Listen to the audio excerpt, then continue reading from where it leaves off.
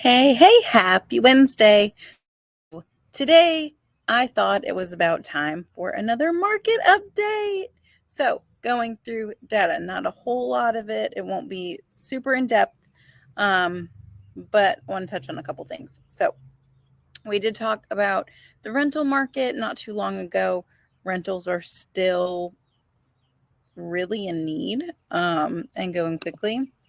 And then, what's really interesting is comparing specifically now to this time last year, because we've seen an uptick in the market over the last couple months, but really over last year too.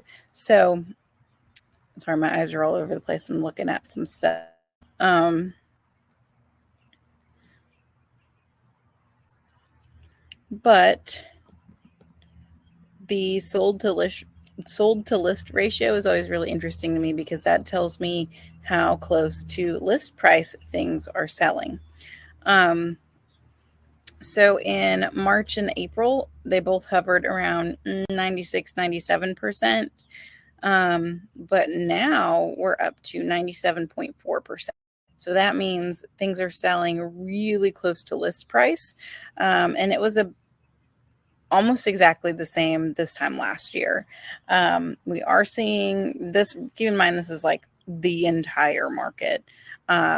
So that includes the luxury and things that tend to sit a little bit longer.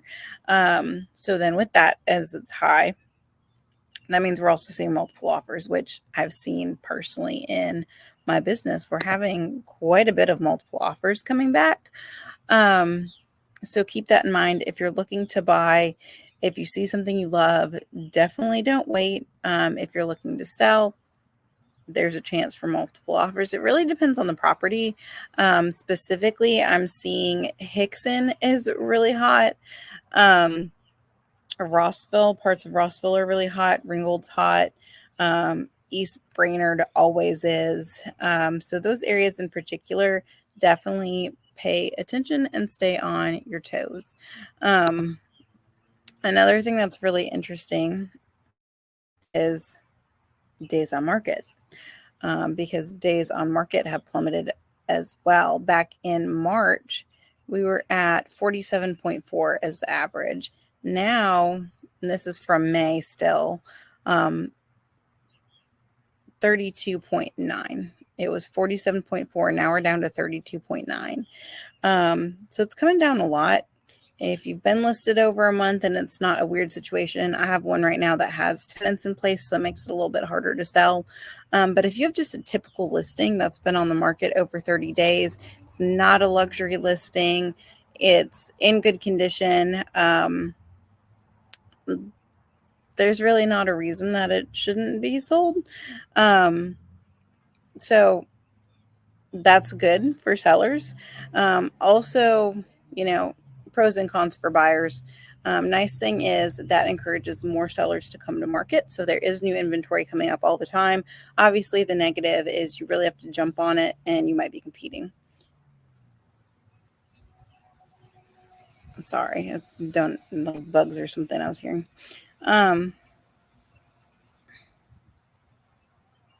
and then our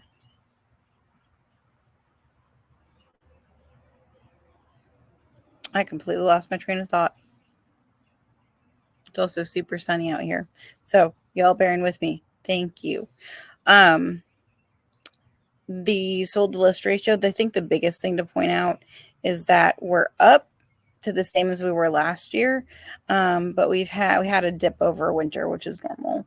So now pretty strong. Now the fun thing is the absorption rate, which doesn't even know what that was. I just had to explain it.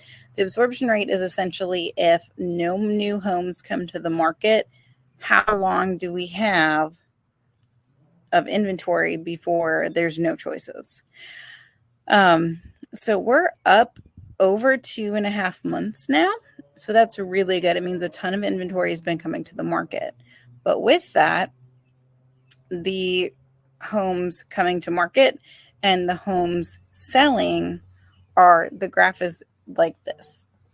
So we're keeping up with it pretty well. So that means while there's more inventory, there are more people coming to buy them. I think we're in a place where people are starting to realize prices and interest rates really aren't changing.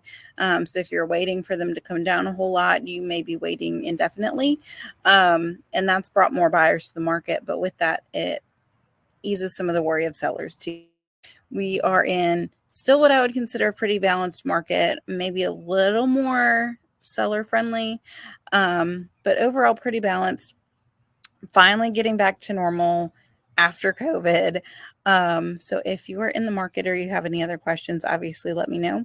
But I just wanted to come to you guys with some data, because it's one thing to say things, it's another thing to show that the data backs it up. So higher list prices, higher number of listings, less time on market, closer to list price, sometimes multiple offers. That is your market update in a little nutshell.